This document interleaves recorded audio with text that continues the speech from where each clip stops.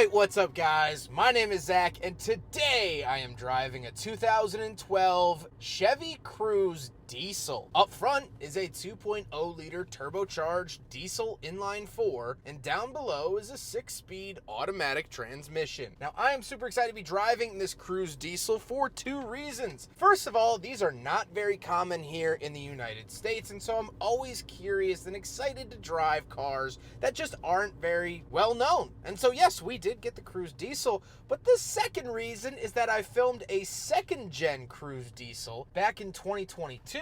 And so now this is the first generation, and I'm excited to complete my Chevy Cruze diesel series, I guess, if you'll call it that. But if you'd like to submit your own vehicle, you can head on over to my website, zackpradel.com/submit. It's a quick and easy submission form. It takes under a minute to fill out, and I come out to you.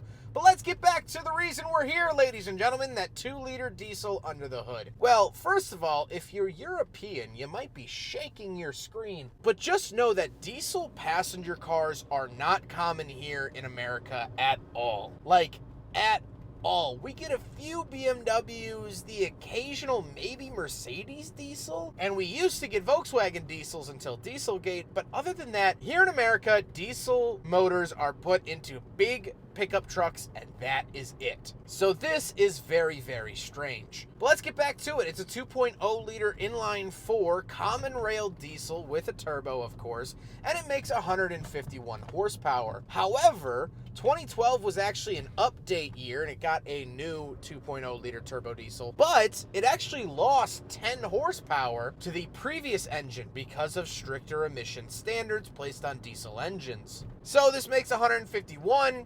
Is it fast? No. Is it quick?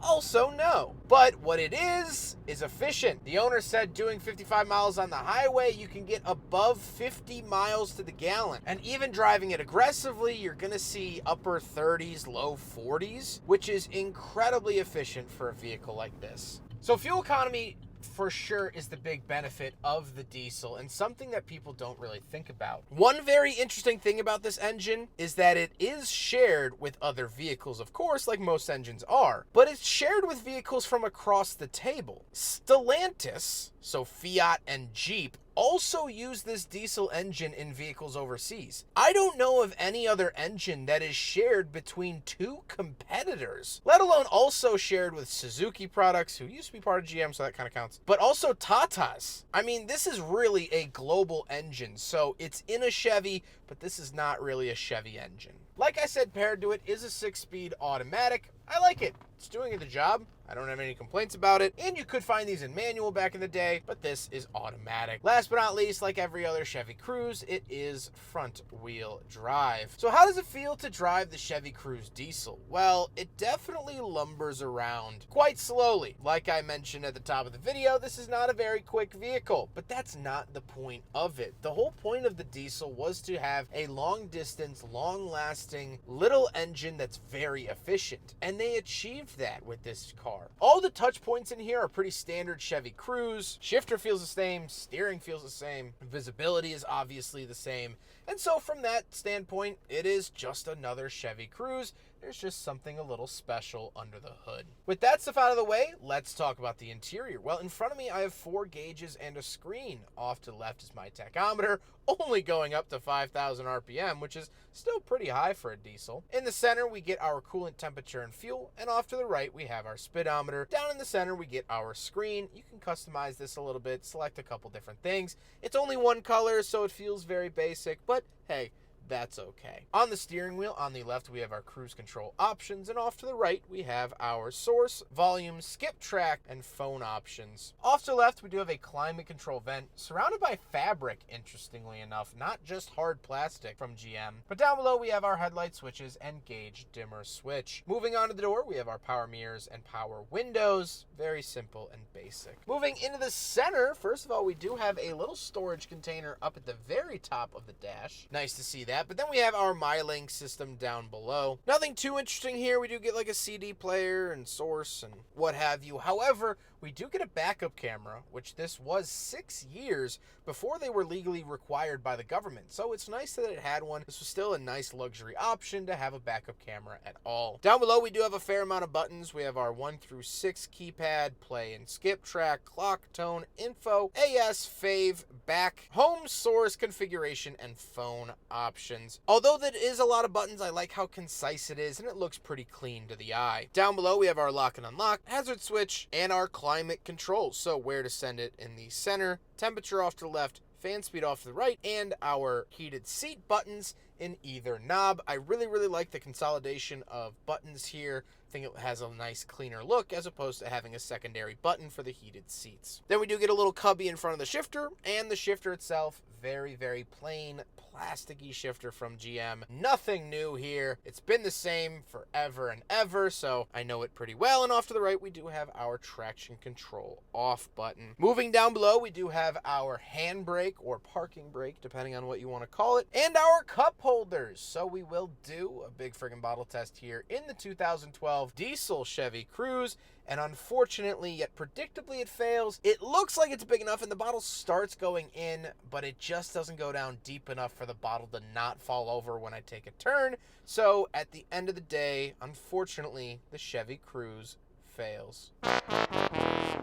The seats are comfortable. Like I said, they are heated. And the driver's seat is power. However, the passenger seat is actually manual. And they're pretty comfortable. This car is made to soak up miles and do the hard, dirty work. And that's exactly how it feels in here. Everything in here feels rather basic, but in a sort of MTA style fashion because it has to do a lot of jobs and carry a lot of different people. Subway cars are built very sturdy, and so I can't speak to how sturdy this is built, but the materials in here feel very basic for a purpose, and that's kind of interesting. However, speaking of seats, we do have back seats, so let's go do a back seat review. It's back seat time. Thought you'd appreciate my anti-ASMR.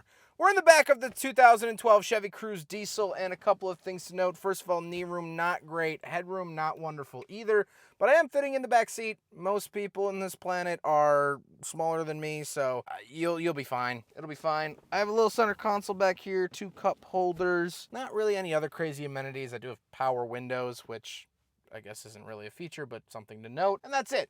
This is a decent sized sedan. I know many people that have had this generation of Cruze. My friend Garrett had a 1.8 liter of these, and I've ridden in the back of that so many times at dinners and K1 and all that stuff. So I never really minded it too much. It was an economy car.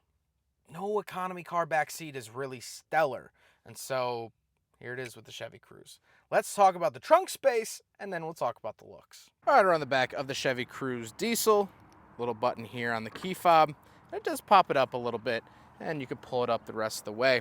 Pretty decent sized trunk, but again, you got to think economy car. It is a compact, but I still think that GM has always had the best trunk space, even in their economy cars or compacts, whatever you want to call this. So definitely good to see there. Little handle up here, toss it back down, and there you go. That's the trunk of a diesel Chevy Cruze. Now we got to talk about the looks, and I've always really liked the look of the first gen Cruzes. I don't know why, but I like the angles, and I just think it's a really good looking car. I've always been somewhat smitten about these first gen Cruzes. Maybe there's something wrong with me, I can't deny that, but I like it nevertheless. With all of that being said, let's get on to my final thoughts. What do I think driving a first generation Chevy Cruze with a diesel inline 4? Well, I like this car a lot.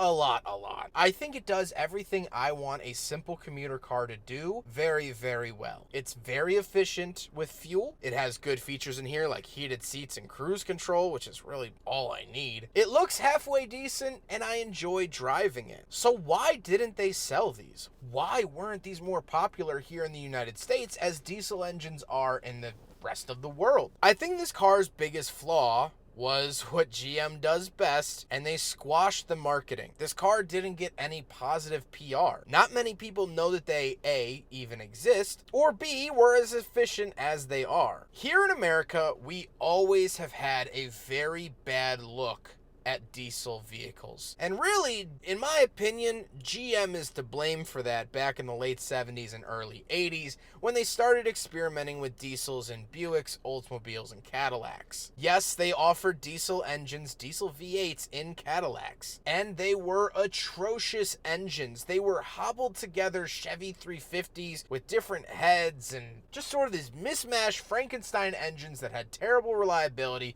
and left a sour taste in the American market's mouth. I also recently learned that Chevy did do a Chevette diesel in 1986. So this wasn't Chevy's first compact diesel vehicle. The Chevette was, and that is very, very cool. This is an incredibly clean example I saw at a museum, so enjoy it in all of its glory. Ever since then, diesel engines have never sold that well. If you had a diesel Volkswagen, you kind of had to know a thing or two. You had to be up on it and be like, oh yeah, it's special because it's a diesel and this and that and the other. In Europe, you just buy a diesel and it's just like, I bought this car. Oh, it's diesel, by the way. Like, it's such a secondhand attribution in Europe, where here it's like the main thing. So this car didn't get good PR, typical GM fashion, and then GM went, oh, why didn't it sell well? Why don't people like these as much as we thought that they would? And then they killed the Chevy Cruze and took the diesel with it. Now, this did make it to a second generation. As I mentioned, I've driven the second generation Cruze diesel, and I love that car as much too. But still, they didn't sell in numbers. I don't know almost anyone that's ever owned one of these besides obviously Jake that owns this one. So it's kind of GM's fault that probably one of their best economy cars of the 2010s, if not the best economy car they ever made in the 2010s, went unnoticed and unloved and unfortunately